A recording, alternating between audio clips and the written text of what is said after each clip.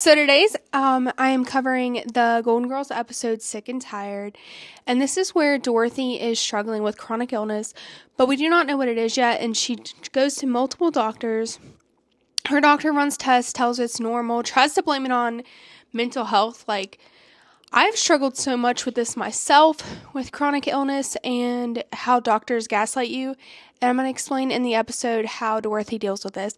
So beginning of the episode, the girls are in the kitchen talking. Dorothy walks in and she explains that she had to let her class go early because of the fact that she was just basically too tired to talk. And then she cracks this joke about how they wouldn't have listened anyway because they had stole whiteout from the typing class and were sniffing it. But she shows some real concern about her health, and her friends are like, this can't be the flu, it's been going on for months.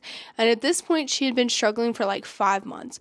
So she goes back to her doctor, and of course, this is a male doctor. He comes in the room, and this doctor calls her someone else's name. And she's like, no, that's not me, basically. And then we have where she's talking to him and he goes on to try to put it all like medically gaslighting her, telling her basically that this is in her head and that she is a divorced woman and that she is lonely and that we've seen that mental illness can do a lot of things to people. And he tells her, you believe you're sick, Dorothy, but you're fine. All tests are normal. But then he tells her if she is wanting to go get more tests done, then he will refer her to the doctor that has trained him, Dr. Budd. Now, Dr. Budd is a neurologist, and when she gets there, he doesn't believe there's anything wrong with her, and I really do not like this guy and this, like, his character. She goes in there, and he automatically shuts her down. He doesn't want to hear anything she has to say. He asked her about psychiatrists. She provides paperwork that the psychiatrists believe that it is a physical thing and that she is not struggling with anything mentally. And I love how they were just like, I do not like how he tries to medically gaslight her and how he tells her there's nothing wrong and it absolutely has to be in her head. I have faced this in real life, and as a person with chronic illness, this is one of the most frustrating things when you go to a doctor and you keep telling them over and over again that you feel like there is something wrong, you know there is something wrong, and then they proceed to tell you that it's all in your head or, oh, you have anxiety. But yeah, so Dorothy is upset because she traveled all the way to New York to go see this neurologist, and he's basically like, you're fine, it's in your head. And that's what he tells her, basically, it's mental. She goes home.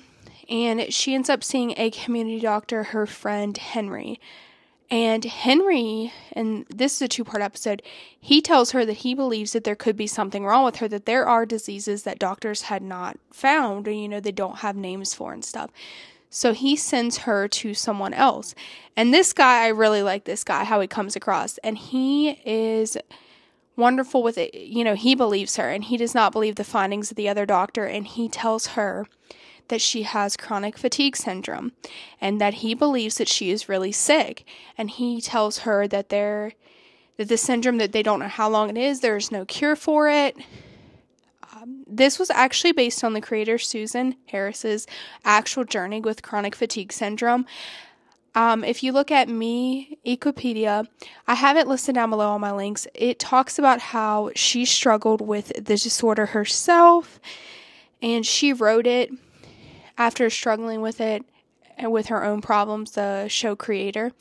But yeah, this episode, and then in this episode, you see Dorothy actually see the doctor that dismissed her, Dr. Budd, at dinner, and she tells him one side up and down the other. She tells him about how not listening to her, about how scared she was, about the way that he treats his patients, and how she hopes that if he's ever on the other side of that someone treats him better than he treated her.